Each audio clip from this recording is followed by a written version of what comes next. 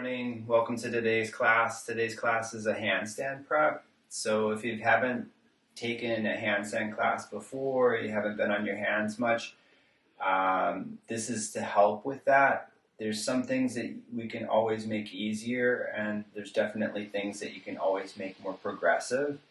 So understanding that you're preparing your wrist, you're preparing your shoulders, you're preparing the line, which all makes it easier to attain. So how I'm going to start the class is in an all-four position. The class is 45 minutes. I'm shortening the class just so that it's more user-friendly, and that I think that's a good base in learning a handstand. Obviously, as you get more experienced, it can be more than that, and it's something that you could break up. So not doing it all at once. You could have different practices throughout the day. Like you could have an afternoon practice and an evening practice as an example. So all my information is on my website. It's jonwittyoga.com. So if you'd like to make a donation, it helps me teach others for free. So all the donations are greatly appreciated by me and my family. I have classes throughout the week through Instagram and Facebook, and I do have classes on Zoom. My up-to-date schedule is on my website, and if you're not a subscriber to my YouTube channel, all these classes are on my YouTube channel, so you can check them out too to get more insight and to take notes and helping you with practice. So we're going to start in an all-four position. So coming down on your hands and your knees, I'm just going to turn my hands out to the sides, and I'm just moving the weight hand to hand, side to side. So with the hands turned out, it's a little bit easier on the wrist than, say, having the hands forward. So when we get into planks or doing handstands, I don't think it's bad at all to have the hands turned out. I think it's a little bit more difficult to balance in. That would be why you'd want your hands forward. And I'll give you ideas as far as how much you should have, or which direction you should be actually pointing which finger for plank. So come back into the middle and turn your hands to face back a bit, and just move around side to side as well. And then as you're moving, especially if this is new for you, with any exercise, you want to get more familiar with it and understand it as opposed to just doing it. So a lot of times when I'm teaching like a group class, people are just kind of just doing it just to get kind of through it. But as you're doing it, you're really studying it, and that's the difference between, knowing your body and knowing your practice as opposed to just exercising. Right? So come back into the middle, and when you come back into the middle, have the hands straight forward where the index fingers are forward, and you're just going to let the chest drop down in between the arms, and then you're going to push through the hands and round through the shoulders. So these are just scapula push-ups.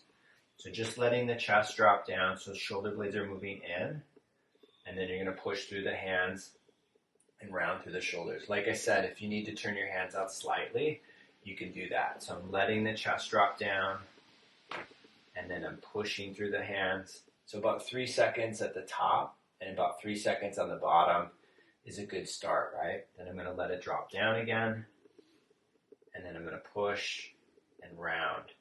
Right? Now, if you can, lift up into your first plank. So I'm going to lift my knees off the floor. I'm protracting through the shoulders. It wouldn't be bad if you're rounding through the upper back, especially if you're a person that's not very strong. But you could also be more subtle with that. If you want to use more of your hands and more of the shoulders, that has a carryover. But I'm going to do a couple scapula push-ups in the high position. So if you can't do that, just hold plank here. So let the chest drop down in between the arms, and then push through the hands and round through the shoulders. Let the chest drop down again. Shoulder blades are moving in, and then pushing through the hands. And I've mentioned this before, protracting the shoulders initially is really going to be helpful in holding the handstand. So come up into a down dog, and then in a down dog, just pull back through the thighs. You could bend the knees. You could pedal the legs out, right? Keeping the ribs in. It's not bad to let yourself sink down, right? To stretch out your chest to your back. but try to keep more of your focus more on having a good straight line through the front of the body. So I'm going to move my weight from hand to hand back to my feet so that I'm in a forward bend. So eventually you're walking your feet up the wall for handstands. So I'm going to walk back forward, hand to hand, into my plank. Again, hands can turn out, protracting through the shoulders. And then I'm going to walk back again, back into a forward bend. Knees can be bent or legs can be straight, however you want to do it. And then I'm walking back forward into plank. And then in plank, I'm going to turn my hands out a little bit for this. And I'm going to be on the tops of my feet. So when I'm on the tops of my feet and I'm holding the line, I'm pushing through the fingertips. If you're a person that lacks strength, it's good to be strong but not tense or too rigid. And it wouldn't be bad if you had only the capacity to hold something for like 5 or 10 seconds, there's nothing wrong with that. You just want to do multiple reps of that exercise, whatever it may be, right? So I'm going to come down onto I'm going to turn the angle.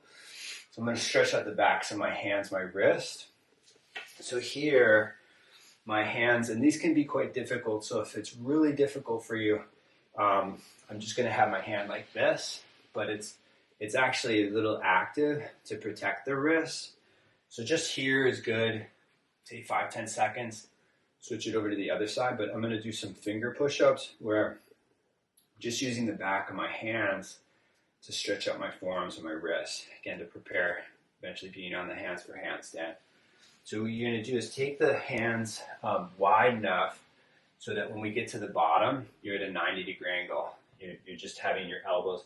So it's kind of hard to measure, so you could do this in front of a mirror or take a video of yourself to really kind of see the distance that you need. So I kind of eyeball it initially. So I just kind of see like how much when I bend my elbows, I'm going to get to this position. So you're going to bring your face, if you can, down in the same line of your hands. So when I'm at the top, arms are straight, then I'm bringing my chest down, my head down, and then I'm coming up. So I'm pushing. Like I said, these can be quite difficult, so you got to be careful with what you're actually using in practice. So bringing it down, and then up, so straight line. Do a few more. So coming down, and then up. Closer your knees or your hands, the easier to be on your hands. So I'm not really that far away because the wall is behind me. So I'm going to come down and pressing up. And then you can have the hands, and you could open and close the hands just to take the pressure off the hands, the wrists. And then we're going to get into, like what I did last week is more bent arm strength. And I'll do some push-ups. I'll do some eccentrics, which are good to do, and they could be on your knees if you can't do a full push-up. But where people usually make the mistake with push-ups or a lot of different exercises is that they either do too much, or they don't do enough, or they always do the same. And if you always do the same, you're never really adding a stimulus to add more strength. So you have to really scale it up. So if you could only, not that 10 push-ups are bad, but if you could only do 5 to 10 push-ups, whatever that number may be, you want to add on, right? Or add more time in the position to build up the strength, if that makes sense. So my hands are underneath the shoulders. I'm turning my hands out slightly if I need to. So the first one I'm going to do is just the eccentric. I'm just going to lower all the way down. So I'm lowering, slow, slow, slow, slow, slow, right? And then down. You come down and then you come all the way up into your hands and your knees. And you go back up and you repeat that. So if that's it, 1 is the number, then you hold plank, right? Straight arm strength is easier than bent arm strength, in my opinion. So adding more bent arm exercises will help with getting the arms to be straight. So the hands are just underneath the shoulders, and I'm just going to do some push-ups. So I did 5 last week. I'm going to do 7. So just keep building up. and then we'll add on and do some different variations as you get stronger, right? So I'm going to lower, slowly lower. You could come to the height of your elbows. You can also come lower than that. Really depends. So again, the eccentric is really where you're going to get stronger. And then up. And then slowly lowering. See if you're favoring it all. Bringing it up. So if you're lacking form, come to the knees and do them on the knees. Slowly lower. Up. Bringing it down. Up. And then I'm going to do 2 more. So lowering. Back up. Lowering. So hovering and up. And then coming back. So have the hands turned back towards the knees. And with the hands turned back, just bringing the weight back to stretch out the hands, the forearms. Turn the hands forward. Bring the back of the right hand to the floor. So again, back to like somewhat of the finger push-up. Bring the right hand back. Turn the back of the left hand to the floor. So kind of like you're clawing a little bit. This will stretch out the wrist and the forearm. So bring the hands underneath the shoulders, round through the shoulders, tuck through the toes, lift the knees off the floor, get a nice hollowed position.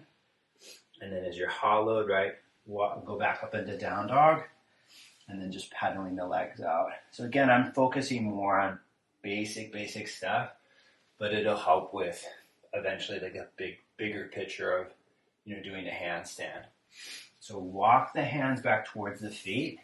So walking back, walking forward, transfer the weight, hands just underneath the shoulders, protract through the shoulders. Walk the hands back towards the feet. And then forward. So in this approach, it's more subtle, like it's more accessible, but you can build up more volume. Like if I just took it up to the wall, that might be all that you could do just one, right? So I'm going to slowly lower all the way to the floor, and then I'm coming down. And we're going to practice the line of the handstand. Not that we're doing a handstand in the middle of the room, but the more you practice it, the better off you'll be. So just come all the way down, have your arms bent to start, and bring your feet together and bring your tailbone underneath you. So you're in a posterior tilt, similar to plank. And with your hips in this tuck position, bring your abdomen away from the floor. So when your abdomen's in, the ribs are in, and you'll feel a pretty good stretch throughout your back, especially if you're, lacking more mobility in the shoulders. So I'm going to take my arms to the side, and this is like the basic way of doing it. My hips can be tense or they can be relaxed. So just kind of, if you have a lacking of an understanding of it, you could be tense just to make it more obvious. And then what I'm going to do is I'm going to reach the arms forward, and I'm going to try to take my arms up off the floor. So the wider you go, the easier it is. So keep the ribs in, lift the arms up. Not a bad thing to do is have your arms rest on like a block. And when you have the energy or the will to lift the arms, then you could lift the arms. But try again to keep, it's very easy to let your belly fall to the floor. So try to keep that away from the floor, and then that'll fill up your lower back. Take 3 deep breaths.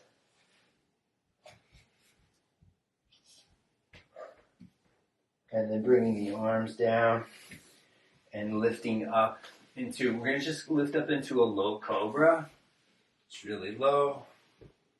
And the reason I'm doing low cobra is feel how tense your butt is or not. And that's partially what you're going to use in your handstand. So bring yourself down, tuck the toes. If you can, press straight up to the top of the plank. Press through the hands, protract through the shoulders.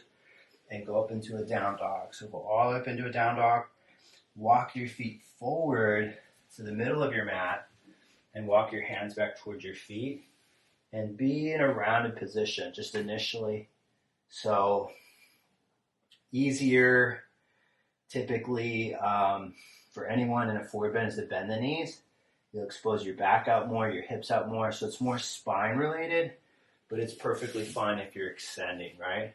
So I'm going to slowly roll myself up into a standing position, and then as I roll up, I'm just standing. Give it some time, especially if you're lightheaded. But as you're standing, just have the weight underneath you, or have your feet underneath you, and see how the weight stands when you're in a standing position. So take the arms forward and slowly take the arms up overhead. Now, when you're taking the arms up, notice when you get to a certain point, you might start to sway, right? Try to keep the belly and the ribs in, and then slowly bringing the arms forward. This is really good with the yoga block in between the hands, a little bit more specific. You could do that, just taking the arms forward. And when I get to a certain level, it may be that you actually need to be more active in keeping the belly and the ribs in to take the arms up. And then you can take the arms forward, and you can bring them down. And then one more time, I'm going to take the arms forward. I'm going to keep the ribs in, and then taking the arms up overhead, right? And then keeping the ribs in. Now, if you can, come up onto the toes with the heels off the floor. So you're just in a straight line. Remember when we were on the floor, try to keep those same principles. Like the abdomen is not that it's tense, but it's filling up the lower back just so that you're not in an extended position like a back bend. Then lower the heels, and you can exhale, you can lower the arms. And then just take the left leg up. As you take it up, you could grab the foot or the shin, just a basic stretch of the quad. And then as you're taking it up into the hip, just a good, the more resistance or poor, I hate to say poor posture, but if your posture is off, it's more difficult to hold the line. So bring the left foot down and then take the right leg up. So I'm holding the right foot with the right hand. My right knee is dropping. You could hold a wall or you could hold a chair, right, to keep yourself up into an upright position. And then I'm going to bring the right foot down. So that's passive stretching of the quad, really basic, right? But it could be on a chair if you couldn't do that. But I'm going to take it a bit further and strengthening the back of your leg, which will help you in kicking up. All right, so I'm taking my left leg up, and I'm just trying to bring my foot to my hand, rather than me reaching for my foot with my arm, trying to take the leg up, and then I'm going to bring it down, and then I'm going to take it up again, and then I'm going to bring it down, and then one more time up. Right? And again, it wouldn't be bad holding the foot if that's what you need, and then bringing it down. But again, hamstring strength factors into how well you can kick up. So I'm going to take my right foot up, lifting my foot into my hand. And say you get strong with this, bring the hand further away from the foot. And it will require you to bring your leg closer to your hips. And then you can bring it down. I'm going to take it up. Yeah, so Noah's just stretching out, which is good, right? That's what you need. You do that. I'm pulling the leg up, then I'm bringing it down. And then one more time, I'm going to take it up. So I'm lifting it up, and then I'm bringing it back down. So just a balancing position we're going to do is we're going to try to do it with your eyes closed. So if it gets easy, what you could do is you could videotape it yourself, and you'll notice that you're compensating. So I'm just going to set a timer just to kind of give you a reference as far as how long we're going to do it. But I'm taking my right foot up off the floor. I could take my arms out wide. I'm going to close my eyes, and then as I'm closing my eyes, I'm thinking of the line that I'm trying to keep within my handstand. So my upper body is over my left foot, and my chest is lifting. And obviously, this isn't the most complicated thing to do in the world, but the better you're off in having your proprioception as far as with your eyes closed, it'll definitely factor into how well you balance. And then you're going to bring the right foot down.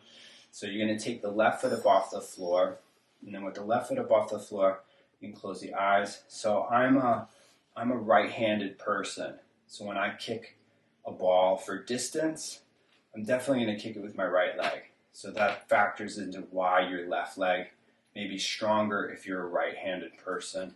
So it's the wavering is actually very good for the foot. Help strengthen the foot so that you can walk better, stand better. So give it a couple more breaths. If you were holding the wall, right, perfectly good thing to do, but try to keep yourself up as best as you can. And that was about 40 seconds on the right side. I didn't time the left, but you could always practice the more deficient side. So what you're going to do is take your feet out wide. And with your feet out in a wide distance, I'm going to turn my feet out. And with my feet turned out, I'm just going to be playing around with my stance. So I'm just going to be moving the weight into my right foot and into my left. And then as I'm moving the weight in, what I think is more important is keeping your upper body over your hips. So it's not bad to pitch forward, right? But as you're moving the weight around, we're trying to take the feet out wider so that you can sit into a deeper position. So just stand up for a moment and take your feet out wider, but keep good tension in your feet and your legs, and think of lifting the thighs up and out. So it might be difficult to get lower, and you have to think about or observe what's stopping you from getting lower in these positions. So the more mobile the body is, the easier it is to do a number of things, right?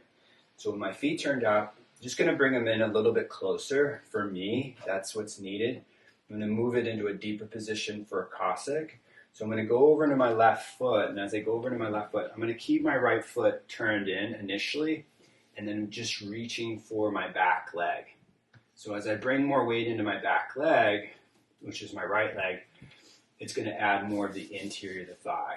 Then I'm going to come up, and then I'm going to go over into the right side. As I go over to the right, I'm touching my left leg, which is now my back leg. My right leg is bent, getting more in the interior of the hip. As I'm here, right, just in an upright position. So I'm going to come back up. So sometimes it's more difficult to do is from an upright position. That's usually how I teach it. But I'm going to teach it where my hands are down, and that might actually be easier for you. So I'm just trying to find different ways to help you more. So when I come forward into a forward bend, my hands are down, and then I can work the weight into my hips, just as I did before. But as I'm moving the weight around in my hips, you get the idea of how you are moving your legs in space to get lower. And there's a from what we've done now to going much further, there's a lot of range in between. So maybe you're not going so low, but you could elevate the heels, which I highly recommend if you really lack flexibility in the lower body. So I'm gonna sit into my left side, and when I sit into my left side, I'm going to turn my toes up. So my toes are turning up. And then with your toes turning up, it's more hamstrings. It's really much about the glutes. And then transfer the weight into the right foot. And then with the hands down, you can bring more weight into the left foot. So it's not bad to bring all of your weight into your right side, but most likely it's the back leg that could be both, right? But often it's the back leg that people need more emphasis in exposing. So transfer the weight into the left side, and then bring it, as you bring it into the left, as you use your hands, it's a good way to kind of determine, like, if you need more support. If it's like, whoa, this isn't, I just can't handle the weight, have your hands down, right? Bring the weight into the right foot, and then as you transfer it into the right, you can assess if it's better to have the hands up or not. I mean, it looks more impressive, right? But it may actually help you in keeping your hands down, and that's why I'm mentioning it so much. So bring it back into the middle. Bring yourself up to standing. Bring your feet back into a neutral stance. Just stand for a couple breaths. So as you're standing, right, push through the feet, work on your stance. And again, just standing in itself is a very good way to help you with your handstand. So if this is a good test to have, is have your feet together and step your right foot in front of your left foot. So with your feet in a straight line, you can again close the eyes. So some people have too much weight in the back foot, and some people have too much weight in the front foot. And if you took a picture of yourself from the side or a video from the side, then you would see very well. But when the feet are in a straight line, it's a lot like standing on a rail. You can bring your right foot next to your left, and then your left in front of your right. It's okay if your feet are initially crooked, but once you line up the feet more, it'll be more complex to balance. Once you have your posture and you have the weight balanced, you can again do it with your eyes closed. It's super simple, but again, it'll help you with being upside down one day. And you can bring your left foot next to your right. So I'm going to come a little bit wider with my feet, and I'm going to push my thighs apart. As I push my thighs apart, I'm going to bring my hands down or sit into a squat. So it's not bad to have your feet really wide for a squat, right? Not bad at all. And I'm using it more as a test from the Cossack stretch that we did earlier. So I'm just kind of moving the weight around. You either want to be extended in your lower back or rounded. If you have herniation in your back, history of herniation, most likely extension is going to be better. And if you have stenosis in your back, you're going to round your back. But the more you prepare, like in a class like this, it's going to help support you than just doing a handstand, because if you just go up and you don't prepare yourself right, that could be one of the tipping points, that might not be the best thing for your back, right? So I'm going to come forward into a forward fold. As you come forward into a forward bend, I'm going to turn everything to the top of my mat. So my hands are forward. I'm going to come down on my knees, and I'm just going to push with the hands and round through the shoulders, just to feel that. So again, that connection into the hands and into the shoulders is what's going to give you the ability of pushing. And we're going to do some more push-ups. So like I said, about the higher you go in the number in terms of your push-ups initially, you might have to do a dramatic drop, right? So like, let's say you did your max, right? You probably have to drop that off significantly. Like say your max is 7, because we did 7, right? You might have to go to like 2, right? And do 2 a few rounds. And then you go to 1, and but you add more volume in time and in repetition. And that'll help you get over like 7, and you eventually can do 10 and 15 and whatnot. Then you can start to do different variations, which I think is incredibly beneficial. So come down onto your hands, press through the hands, round through the shoulders, and we're going to shoot for 5, right? If we can. You're going to lift the knees up off the floor. So if you did 3 before, you're doing 2, right? So I'm going to lower, and then come up. Again, hands can turn out, slowly lowering and coming up. So you don't have to use any real energy to get down, but you should. If you want to get stronger, you should. So slowly push, and up. Like I could just use my flexibility to come down. Slowly lower. Press it back up. Slowly lower. Press it back up. Okay. Now go up into a down dog, and as you go up into a down dog, walk the legs out, pedal the legs out, and then walk the hands back towards the feet. So walking back so that you're in a standing forward bend. Just take the hands a little bit over to the left side, so change the angle of your forward bend. So as you change the angle, just off to the side, you bend the knees. Legs can be straight. Take the hands over to the right side. Go over to the right. Taking the hands back into the middle. And then walk the hands forward, middle of the mat, and walk your feet forward so that your feet are basically underneath you and you're in a forward bend. Just take your right hand underneath your right foot, bring your toes up to the wrist, bring more weight into the hand if you need it. So if it's really, really a lot for you, keep the weight into the heels. Now I'm going to pull back on my shoulder and I'm going to rotate the shoulder out. So I'm getting good rotation in the shoulder, but I'm getting good space into my wrist. So take the right hand out and then bring the left hand underneath. Careful if you have rings on, right? Toes all the way up to the wrist. And then just apply some weight into the left foot. And then rotate the eye of the elbow forward. And you'll get a good rotation in the shoulder. And then just retract the shoulder back. And then that'll add more space into the wrist for you in this, basic Padahastasana. So walk the hands back, and then what you're going to do is turn everything into the middle and take the feet out wide again. So with the feet out wide, I'm going to go back into that wide angle position. So turn the feet out, move the weight around. As you're moving the weight around, see if you can sit into the left side and being upright. So if you can, take your hands off the floor as I am and be in an upright position. Again, 10 seconds, 5 seconds, whatever the second is.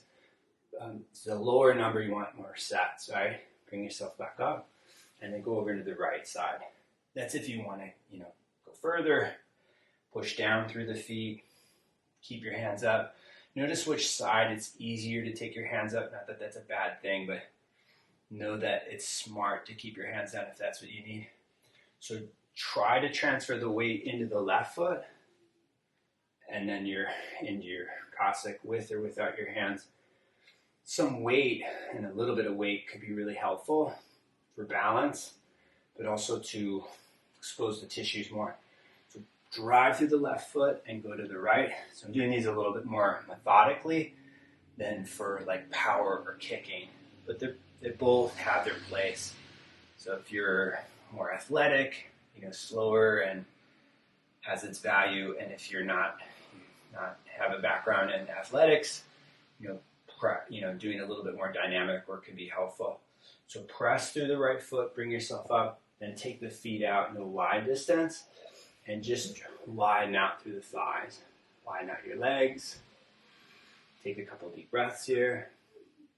So think that the legs are lifting up away from the floor. So it looks like I'm not active, right? But I'm actually trying to lift my legs up and out. And that's what can help you in getting more space into the position. So toe heel the feet in a little bit closer. Bring your hands on your hips or just come up. And I'm going to be up in an upright position. And I'm going to do it without any kind of support. But again, you could use a chair or wall. So I just don't want to go to my end without stability, right? I don't want to just let my legs fly out. I want to support whatever range I'm in so that I can eventually increase the range. And something like this or Cossack or whatever, or back bending, I think is smart to do a couple times a week, and you can spread it out. And then you'll really see how much you actually need of it. Do anything every day. It feels good initially, but then it can be not the best thing for you. So I like spacing things out, and I do like changing things as I know what people are using.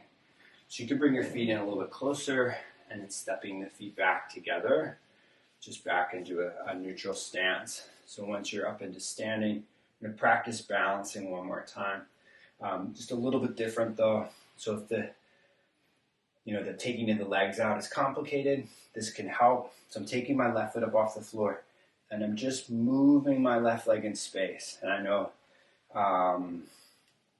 this is more contemporary, but it's really going to help in softening the musculature around the hips. So if you have problematic knees, a lot can be benefited to you in working more on the musculature in your hips. So if your bones move better, your thighs move better in space, it's very, very beneficial for the knee. So bringing the left foot down and then taking the right leg up and then moving the right leg in space. So just moving it around, just getting the leg to move around. And arms could be out wide if you really needed to. So I'm doing a figure eight with my right leg. to soften. It's not bad if you're tense, right? But the relaxed nature of the leg that you're moving will help in, again, moving the legs out in variations of positions or transitions. So you can bring the right leg down. So we'll come down into all four position, hands, and we're going to support a little bit more strength on the hands. And we're going to test it in a straight arm position, which is the side plank. So like I said, at some point you get really burnt out and pushing, then you can go into straight arm positions, which are easier to do because as you stack the bones, it doesn't require as much strength. Like a push-up in some ways is more difficult than a handstand in terms of like conditioning. Skill, obviously a handstand's more difficult. So bring a block into play if you can. And then when I'm on my block, I'm going to bring the block behind my left hand just to support a 90-degree angle. And the 90-degree angle is really what's true in terms of a handstand if we can attain that, right? So I'm going to bring the left hand down. And then with the left hand down, I'm going to protract through the shoulders. So hands, again, can slightly turn out. It's going to factor in how you use your block if you turn your hands out, right? You might not be able to keep it 90-degree angle if your hands are turned out quite a bit. So lift up into plank and round through the shoulders and push into the floor with your left hand. And as you move your heels to the left, my feet are apart. I'm pushing through the fingertips. I'm going to take the right arm up. Right arm could be in a number of positions, but use your left arm, right? Use your left hand, connect into your shoulder. And the better off you are on one hand, the better you'll be on two hands. So take a couple deep breaths. And then bringing the right hand down, you can move the block over to the opposite side on your knees or not. Protract through the shoulders, spin the heels to the right, and then taking the left arm up to the ceiling. So I'm stronger on my right side. It's like way easier to do. So this is what I do, and you don't have to do it today, but I'm going to do it. I'm going to do a little bit more work on my left hand. So I'm going to push to my right hand, holding it. You may feel the same thing, like you could hold it much longer on one side. That's a good thing, but as you get stronger on the opposite side, it'll help. I'm going to switch the block over into the left side. I'm going to spin my heels to the left, and then taking my right arm up to the ceiling.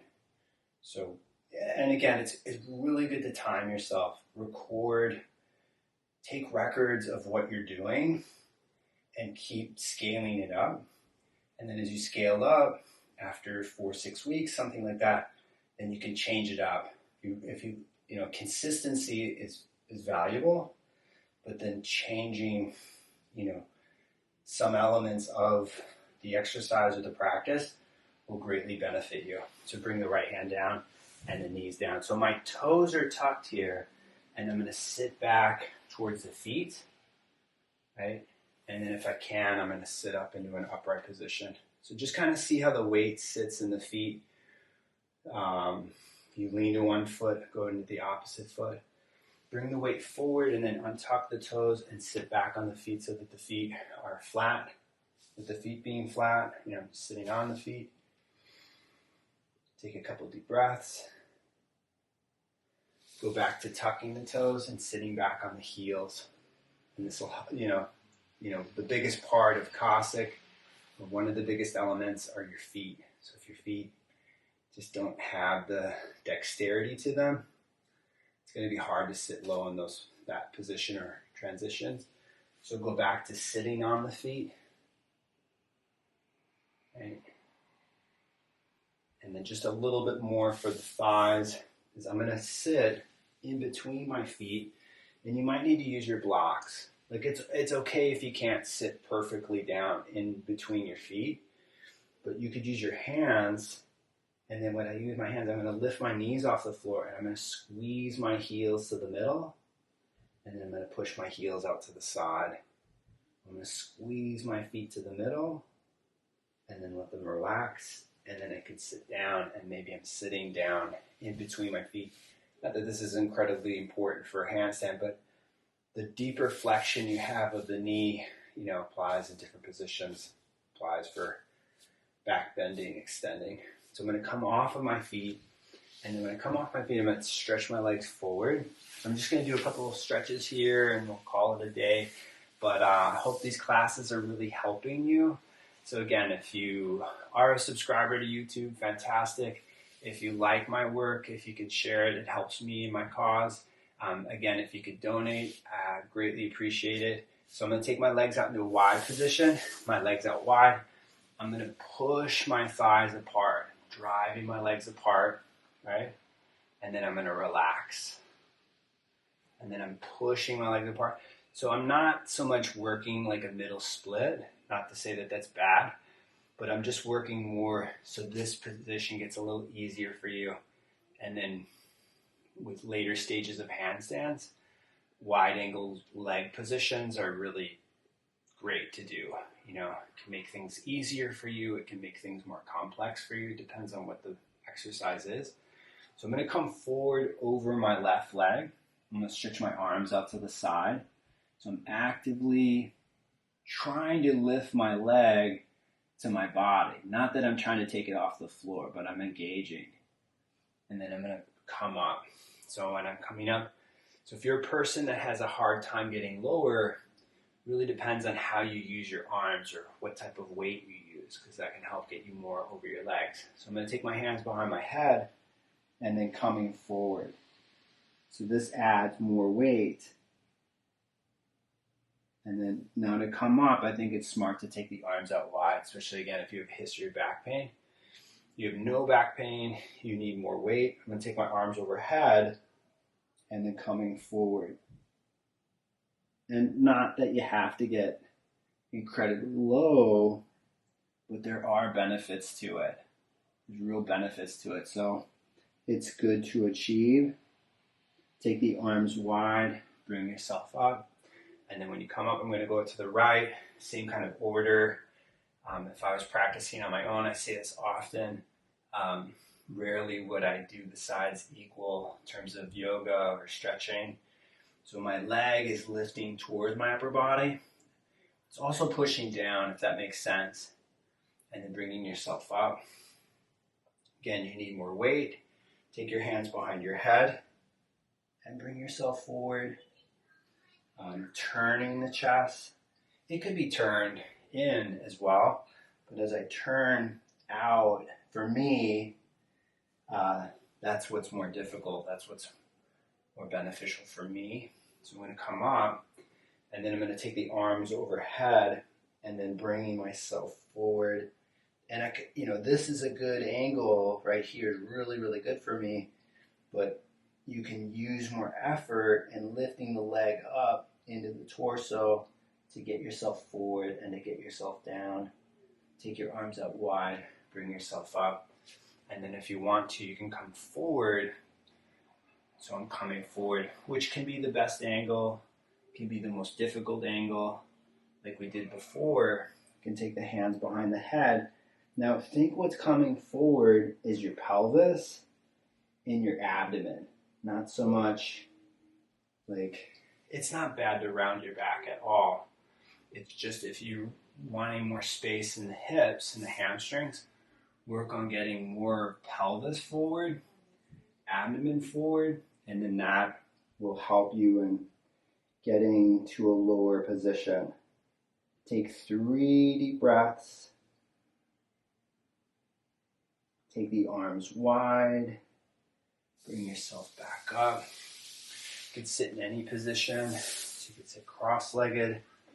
As you sit cross-legged, you can squeeze the legs into the middle. You can push your knees apart. Take a few deep breaths, whether your eyes are open or closed.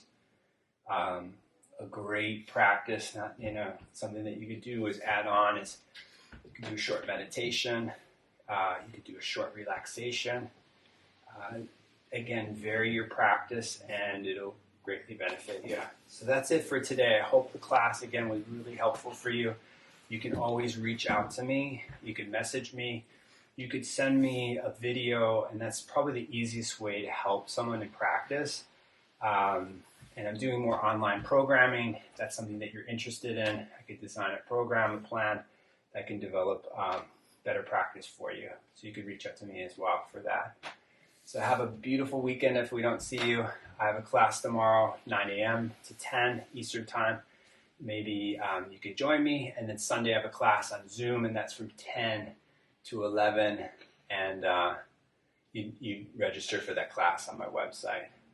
All right. Take care. Be safe.